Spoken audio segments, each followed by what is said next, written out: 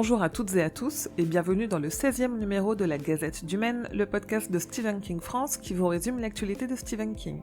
Je suis Émilie et je suis très heureuse de vous emmener avec moi en balade dans le Maine pour vous conter les nouvelles informations depuis le 20 juin.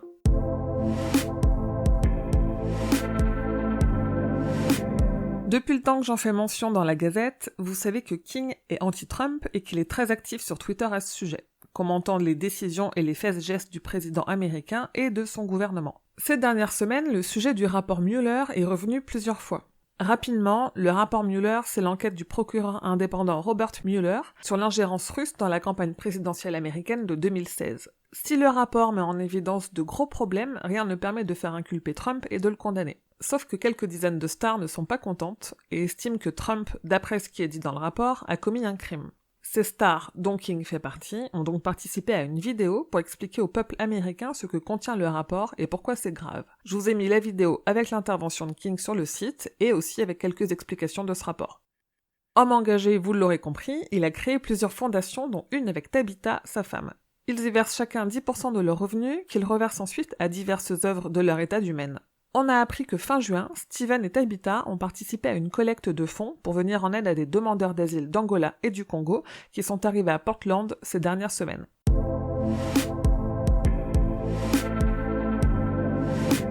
Ça, chapitre 2 arrive bientôt, vous le savez, et surtout vous savez avec toutes les figurines dont je vous parle que la licence est très lucrative. Tellement lucrative que des rumeurs circulent sur une franchise, ça pour permettre de créer des spin-offs et notamment un film sur les origines de Gripsou. Dans une interview, le scénariste Gary Doberman est revenu sur ces rumeurs et a dit ce qu'il en était réellement. Il en a aussi dit plus sur la quantité de sang utilisée dans sa chapitre 2 depuis les déclarations de Jessica Chastain en février, et il a aussi parlé de sa vision pour Salem, puisqu'il est aussi le scénariste pour l'adaptation de cette histoire de vampire qu'il est bien décidé à rendre terrifiant. On a aussi eu droit à une vidéo du compositeur Benjamin Wallfisch au piano, en train de travailler avec Andrés et Barbara Muschietti sur la musique de sa chapitre 2.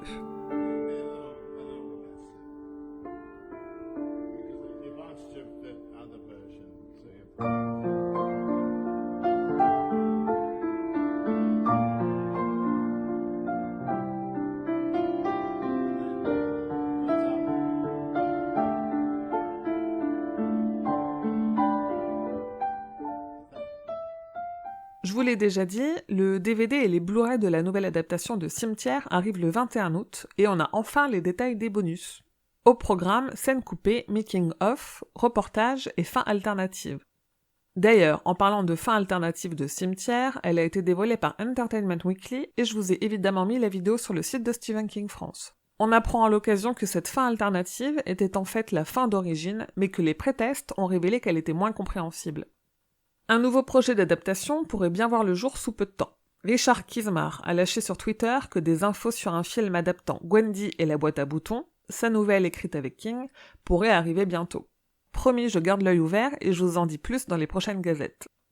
Un projet qui, lui, n'est pas en cours, c'est une nouvelle adaptation de Cujo. A priori, personne n'a repris les droits auprès de King qui les a récupérés l'an dernier. Ça n'empêche pas Dee Wallace, l'actrice du film de 1983, d'avoir un avis sur une potentielle nouvelle adaptation de l'histoire au chien tueur.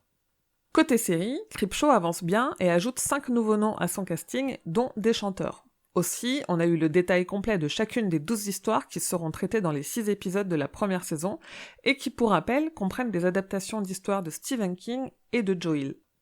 La série qui adapte Le Fléau avance aussi puisqu'on a les premiers noms du casting. Plusieurs noms sont en négociation et d'autres commencent à être confirmés. Ce qui est sûr, c'est qu'Odessa Young sera Fran Goldsmith, James Marsden jouera le rôle de Stu Renman, Amber Heard jouera Nadine Cross et Henry Zaga sera Nick Andros.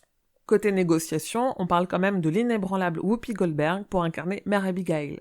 Le tournage est prévu pour septembre 2019 avec une fin annoncée pour le 11 mars 2020, donc diffusion de la série certainement en septembre 2020. La saison 2 de Castle Rock suit son bonhomme de chemin et a annoncé 4 noms à son casting. Parmi ces noms, on retrouve l'actrice Sarah Gadon, dont le visage vous dit forcément quelque chose, puisqu'elle a incarné Sadie Dunhill dans l'adaptation en série de 22-11-63. Et enfin, Audience Network nous a offert un très court teaser de 15 secondes de la 3e saison de Mr. Mercedes, qui pour rappel adaptera le 2e tome de la trilogie Bill O'Gee's Carnet Noir.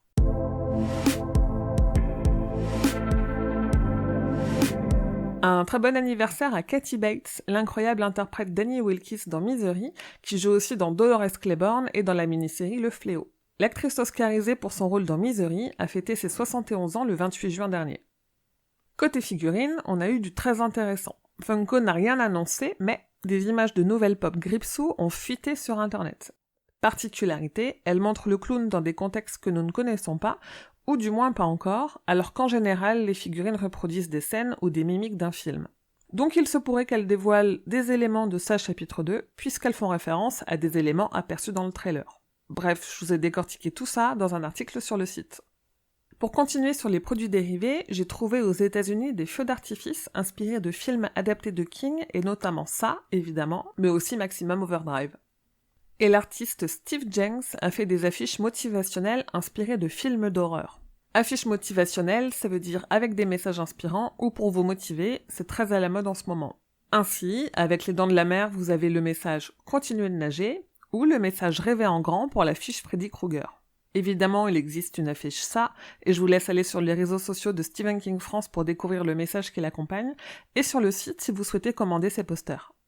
Pour vos lectures de vacances, je vous propose non pas un King, mais de la lecture sur King. Rendez-vous en kiosque pour vous procurer le numéro d'été de l'Écran Fantastique qui comprend une analyse de l'affiche française de Creepshow.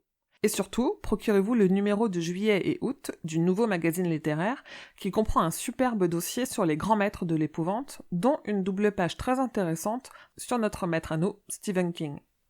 Pour continuer sur les lectures, l'éditeur Doubleday s'est associé au magasin Barnes & Noble pour sortir un omnibus de Shining, Salem et Carrie, c'est-à-dire un seul livre qui contient ces 3 romans, un gros pavé de plus de 1000 pages. Mais le prix est largement abordable avec une superbe couverture. Comme à son habitude, l'éditeur britannique de King a dévoilé ses 4 romans qu'ils rééditeront fin septembre avec des nouvelles couvertures spéciales Halloween. Au programme, Rose Madder, Carrie, Misery et la petite fille qui aimait Tom Gordon. En Argentine, un éditeur a décidé de publier une collection de 20 livres de King avec des couvertures minimalistes en noir et blanc qui sont superbes. Je vous conseille d'aller voir à quoi elles ressemblent car pour une fois, ça change un peu de ce qu'on a l'habitude de voir. Enfin, sur ses réseaux sociaux, King a notamment conseillé la lecture de Necessary People, un livre d'Anna Pitoniak qui ne l'a pas réussi à lâcher. Et il a demandé à plusieurs éditeurs de livres numériques et audio de publier les œuvres de Jack Offenberg et de Earl Thompson, car sa vision n'est plus ce qu'elle était, il ne peut plus lire les petits caractères des livres de ces 2 romanciers américains qu'il aime beaucoup.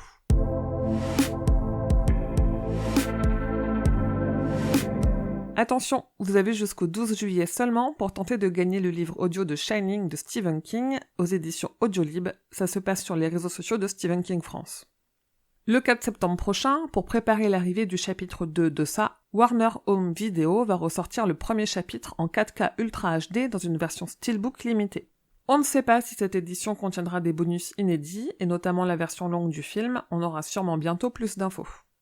Et le 16 octobre, les éditions Bragelonne nous gâteront avec la sortie du livre Stephen King à l'écran, une grande rétrospective des adaptations de Stephen King qui est vendue par l'éditeur comme étant l'inventaire le plus complet jamais réalisé des films de cinéma, séries, téléfilms et mini-séries adaptés des écrits de Stephen King. Cet inventaire est visiblement accompagné de nouvelles analyses critiques, anecdotes de tournage et détails biographiques.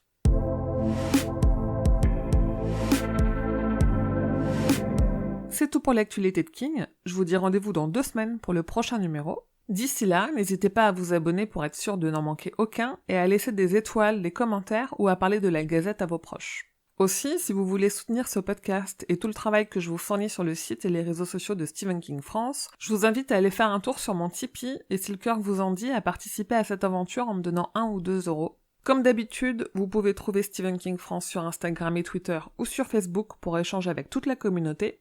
Et rendez-vous sur le site stephenkingfrance.fr dans l'article de cette gazette numéro 16 pour avoir plus de détails sur toutes les infos dont je viens de vous parler.